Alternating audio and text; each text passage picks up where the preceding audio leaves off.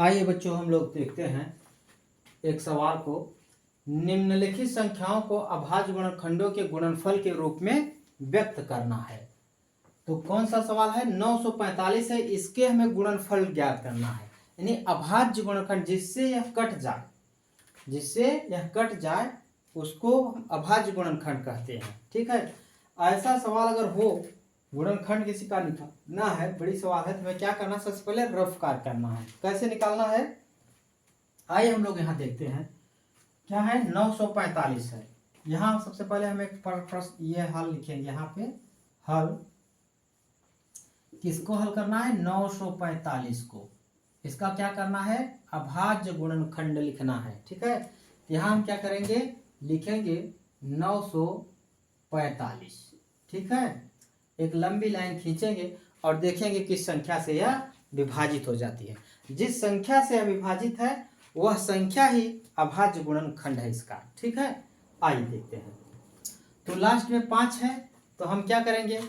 सबसे छोटी संख्या से चेक करेंगे। 2 से कटेगा नहीं क्योंकि लास्ट में 5 है, सम संख्या है, विषम संख्या है।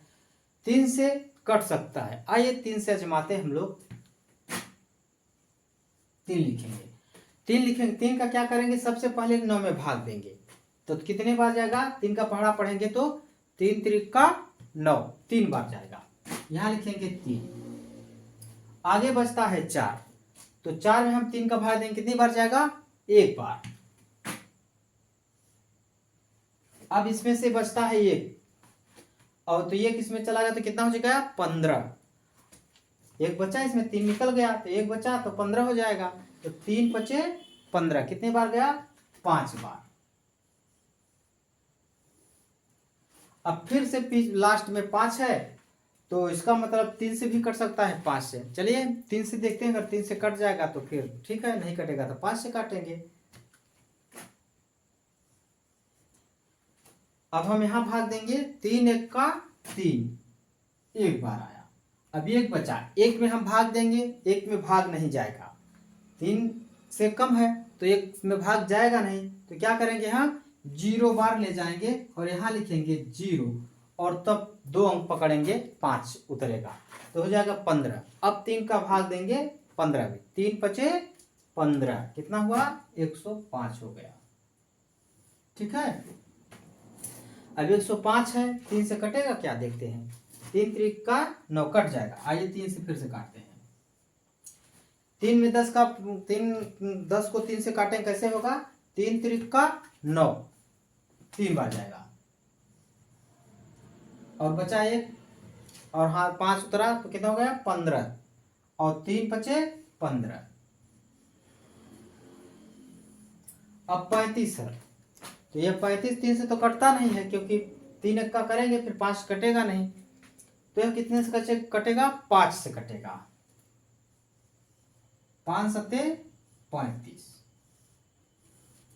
7 किसी भी संख्या से नहीं कटता है, स्वयं से या 7 से। जब कोई 7 स्वयं से कटे या 7 से कटे, तो 1 से कटे, तो समझो वही अभाज्य गुणनखंड, उसके बाद कोई अभाज्य गुणनखंड नहीं है।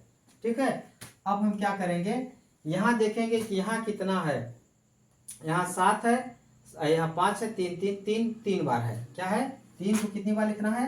1 2 3 बार। 5 कितनी बार है? 1 बार।